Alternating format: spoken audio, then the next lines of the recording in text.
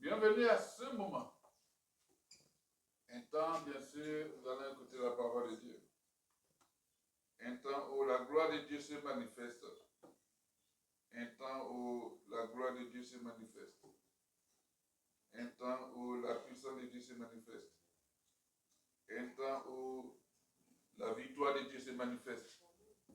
Un temps où la joie de Dieu se manifeste.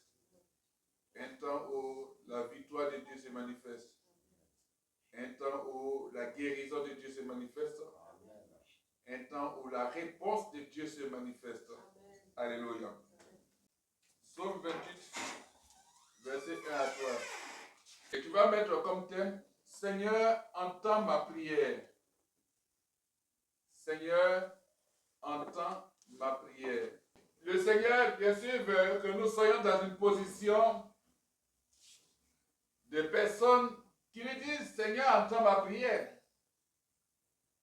C'est pour ça que le thème, c'est Seigneur, entends ma prière. Il dit, Seigneur, c'est à toi que j'écris. Donc, dans ce thème, du moins dans ce message, on voit que Dieu nous ramène toujours à ce qu'il nous a dit. On dit que d'avoir les regards fixés vers lui. Alléluia. Il dit, crois, tu verras ma gloire. Ne t'ai-je pas dit que si tu crois, tu verras ma gloire? Donc, quelle que soit la difficulté, quelle que soit la situation, quelle que soit la maladie, quelle que soit l'obstacle qui est devant toi, il dit de crier toujours à lui. Alors maintenant, quand tu cries à lui, dis Seigneur, entends ma prière. En d'autres termes, Seigneur, est-ce que tu entends ma prière? Seigneur, je voudrais que tu entendes ma prière. Alléluia. C'est vrai que c'est à lui que tu dois crier. On ne doit pas aller crier à quelqu'un d'autre. On ne doit pas crier, bien sûr, à une autre personne, bien à un autre Dieu, Dieu avec un petit D. Il n'y a qu'un seul Dieu, le véritable. C'est l'Éternel des armées. Alléluia. C'est cela qu'il est ton rocher.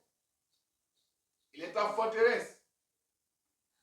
C'est ça qu'on dit, Seigneur, mon rocher, ne reste pas sourd à ma voix, ne reste pas sourd à mes cris, ne reste pas sourd à ma requête, ne reste pas sourd à mes demandes ou à ma demande.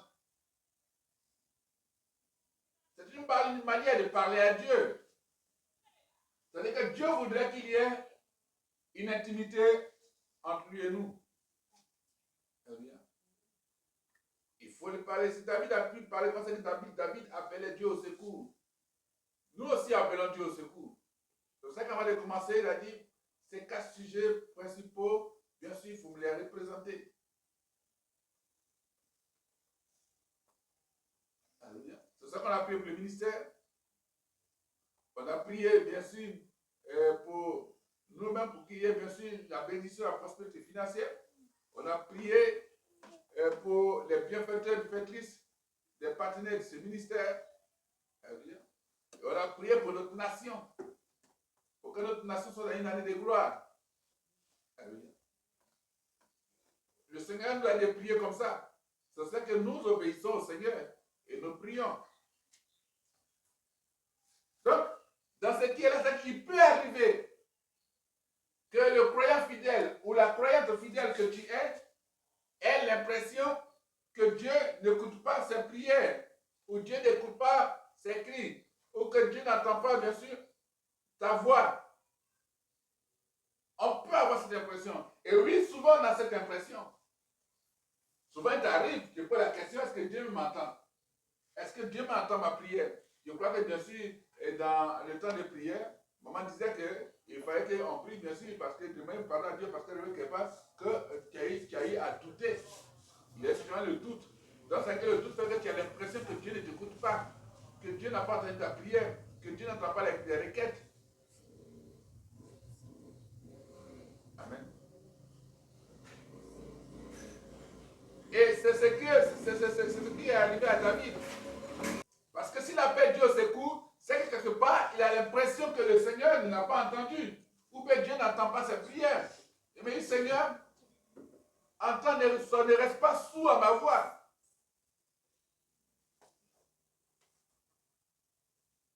Amen. Parce que tu te dis que si Dieu s'éloigne de toi, si s'éloigne de toi sans te répondre, alors tu seras semblable à ceux qui descendent dans la fosse, à ceux qui descendent dans la tombe, à ceux qui descendent dans un fossé. Donc tu veux que Dieu te réponde. Et c'est normal, c'est logique. Si tu parles comme ça à Dieu, c'est pas mauvais. C'est une vérité. C'est normal que tu parles à Dieu de la sorte. C'est normal que tu cries à Dieu de la sorte. C'est normal que tu dis, Seigneur, attends ma requête, attends ma prière. C'est tout à fait normal. Parce qu'il est le Dieu sur qui tu t'appuies. C'est à lui que tu parles, c'est vers lui que tu élèves ta voix. Quelle que soit la situation, la maladie, la difficulté, le problème, l'obstacle, la montagne, parle à Dieu. Dis-lui, Seigneur, ne reste pas sourd à ma voix, ma requête. Et ce matin, il est en train de te dire que oui, je veux t'entendre me parler de la sorte. Parce que bien sûr, entre toi et moi, il n'y a pas de frein. Amen. Il entend nos prières. Il entend nos prières. Et c'est avec foi que je dis que le Seigneur entend ma prière. Amen. Au moment où tu es dans un moment bien sûr de flottement de nuages, tu poses les questions, mais Dieu agit de manière extraordinaire. Il peut arriver un moment où même tu n'as aucun centime sur toi, pas 5 francs. Et puis tu dis, mais comment est-ce que les choses vont se passer, vont se faire? Seigneur, il y a quoi? Mais au moment où tu n'entends pas, c'est là que Dieu fait rentrer, bien sûr, des devises, il fait rentrer des fonds sur tes comptes. Ou il te donne de l'argent.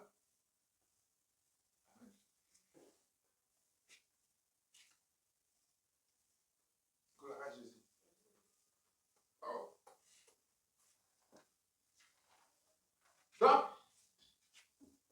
il arrive que toi, croyant ou croyante, fidèle, je dis bien fidèle, tu as l'impression que ton Dieu n'écoute pas tes prières ou n'entend pas tes cris ou n'écoute pas tes cris, tes requêtes. Cette expérience que tu vis ne sera toutefois pas la norme. Quand on parle de normes, ce ne sera pas la règle. Amen. Tant que nous continuons de nous approcher de Dieu par l'intermédiaire de Jésus-Christ. Parce que quand on veut s'approcher de Dieu, il faut que ce soit par Jésus-Christ, par l'intermédiaire de Jésus-Christ. On ne s'approche pas de Dieu par l'intermédiaire d'une autre personne ou d'un autre nom. Ça ne passe même pas. On ne s'approche pas de Dieu par la cousine de Jésus, si tu penses qu'il y a une cousine, par le frère de Jésus, par la mère de Jésus, par l'oncle de Jésus. Non.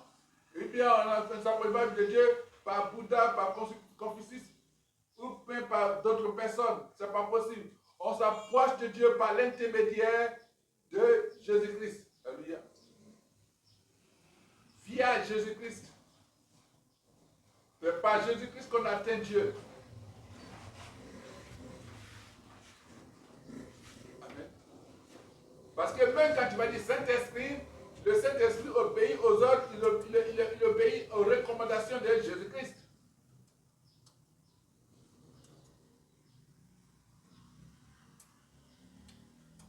Alléluia. Et c'est important. Donc, ça peut donner une impression, mais ce n'est pas la règle. Ce n'est pas la règle. Ce n'est pas la dynamique. Tant que nous allons continuer à nous approcher de Jésus, de Dieu par Jésus-Christ. Alléluia. Écoute la voix de mes supplications quand je crie à toi. Quand je lève mes mains vers ton sanctuaire. Le sanctuaire, c'est bien sûr le palais. Le sanctuaire, bien sûr, c'est la présence de Dieu. Amen.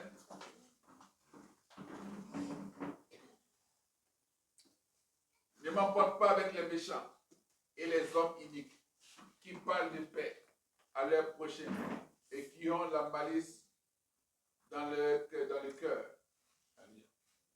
Donc, voici ce qu'il dit. Et l'impression, et c'est comme ça que nous parlons à Dieu. Le Seigneur entend nos prières. Parce que de toutes les prières, pendant toutes les prières que David adresse à Dieu, il a toujours la réponse de Dieu. On parle à Dieu quand on a la conviction, on sait qu'il est notre Dieu. Et il nous répond.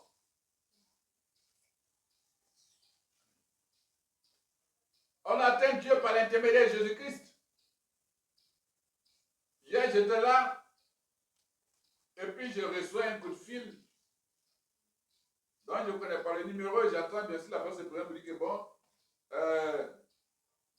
il est le fils du propriétaire, bien sûr, de la maison de notre missionnaire à Yuaso. Bon, ok, d'accord. Donc, je demandais, il dit que non, oui, qu'il a son petit frère qui ne se sent pas bien, qui est malade, qui est très malade même, qu'il est en train d'avaler sa langue. Donc, quand c'est comme ça, évidemment, c'est la mort, bien sûr, la langue vient vraiment, voilà. Donc, sans lutter, et qu'ils ont conduit l'enfant à Grand Bérébi dans un camp de prière. Après 4 jours.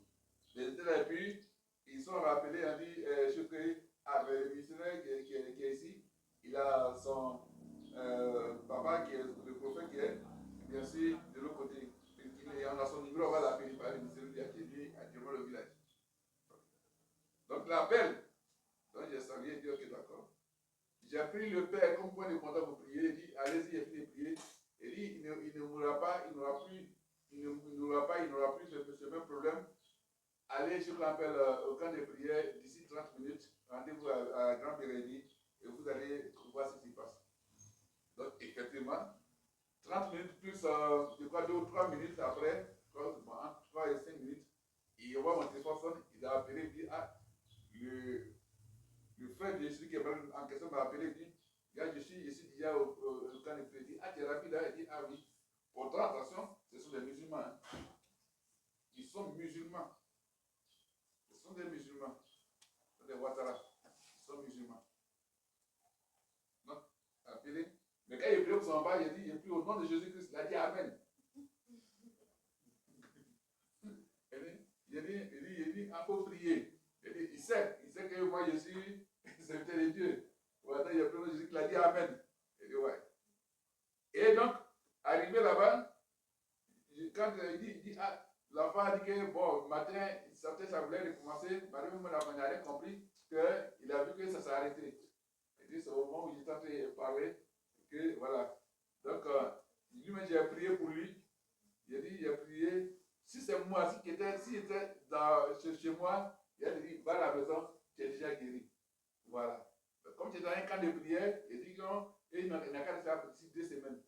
Il dit, bon, tu es déjà guéri, rien ne va arriver. Voilà, après, ne seront pas d'ici lundi, vous avez lundi là, et libérer le camp de prière. Parce que Jésus, il a fini de parler de ça. Parce que si vous êtes musulman, vous avez mon numéro, et que le Seigneur vous a appelé, de m'appeler, ça veut dire que, bien sûr, par la prière que je lui adresse, le Seigneur entend ma prière et, bien sûr, il y a la guérison. L'enfant ne mourra pas, il va sortir, il sort du camp. Gloire à Jésus. Et c'est ça. Donc, vous voyez, quand il dit c'est par l'intermédiaire de Jésus-Christ, tout se fait par Jésus-Christ. Donc, il n'y a pas d'autre Dieu. Il est dans une autre confession religieuse et il prie. Bien sûr, par l'intermédiaire de quelqu'un. Mais le Seigneur lui rappelle que pour que ton fils, ton enfant puisse directement avoir la vie, c'est pas mon nom, par Jésus-Christ que j'ai prié.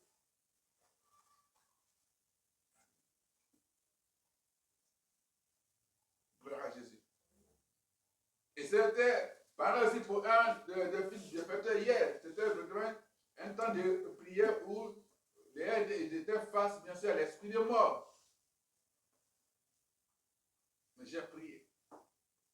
Pendant que je m'interrogeais du Seigneur, mais je fais comment pour régler? J'ai prié. Et tout la pluie, je dis, ah, le musulman dit, comment il veut dire merci à Dieu? C'est que le Seigneur met à ton cœur. Alléluia. Mais Dieu fait ça pour régler nos situations. Donc, ça peut être une expérience que tu penses que Dieu ne t'entend pas. Mais quand tu continues d'approcher de Dieu par Jésus-Christ, alors tu vas savoir que Dieu t'entend. Que ça, ce n'est pas une règle. Ce n'est pas la norme. Alléluia. Ça peut être des moments d'épreuve. Oui. Parce que dans les temps d'épreuve, attention, tu te dis, mais Dieu met la bouchée, ses oreilles, il ne m'entend pas. Par les temps d'épreuve, tu te dis, mais est-ce que c'est comme ça en prie même? Tu doutes même quand de ta prière. Bon, attends, parler dans mon ethnie. Bon, tu parles, peut-être en français là, parce que oui, c'est ce qu'on dit. Ah, le diable entend ce qu'on dit. Bon, attends, il va parler dans mon ethnie. Tu pries dans ton ethnie, tu sais, vocabulaire parler en français, ben, tu peux, ou bien, ça, dans la langue maternelle, ça peut être en anglais, tu peux, en espagnol, quoi, bien en arabe. Tu peux ne pas une fois du matin parler dans ma langue maternelle, dans un truc comme mon dialecte, pour parler comme ça. Tu dis, ah, Seigneur, ben, donc quand quelqu'un m'a été prié, mais tu dis, ah, la personne a pris mieux que moi. Tu commences à douter de ta prière. Tu dis, est-ce que Dieu t'entend? Non, Dieu nous entend. Amen. Dieu peut te mettre dans les épreuves, mais Dieu ne te met pas dans les souffrances. Non. Ça peut être dans l'épreuve. Frère Jésus. Ça peut être dans l'épreuve. On peut être dans un temps d'épreuve. Oui. Et parce que si le Seigneur nous donne cette parole, il est en train de nous dire que nous traversons un temps d'épreuve. Mais au bout de l'épreuve, le Seigneur nous aidera forcément.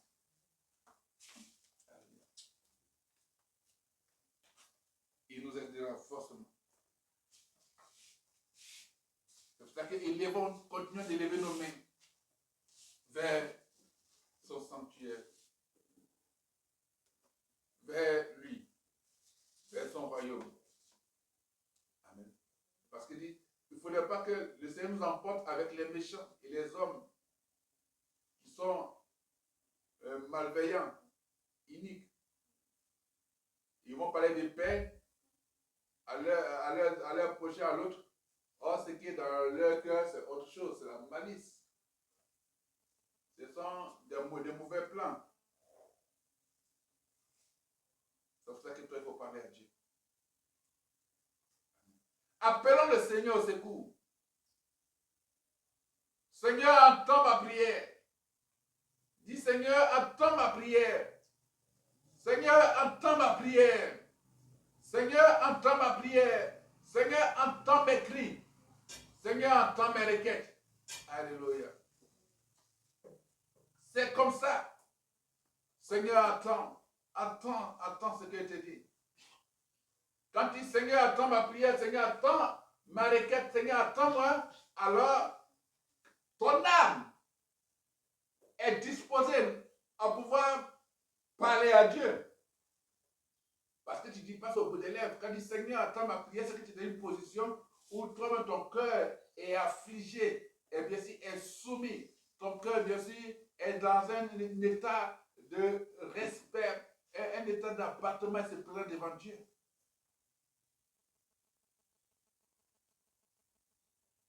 Mais laisse-moi te dire, au terme de tout cela, Jésus-Christ demeure, bien sûr, celui qui te défend auprès de Dieu. Et l'Éternel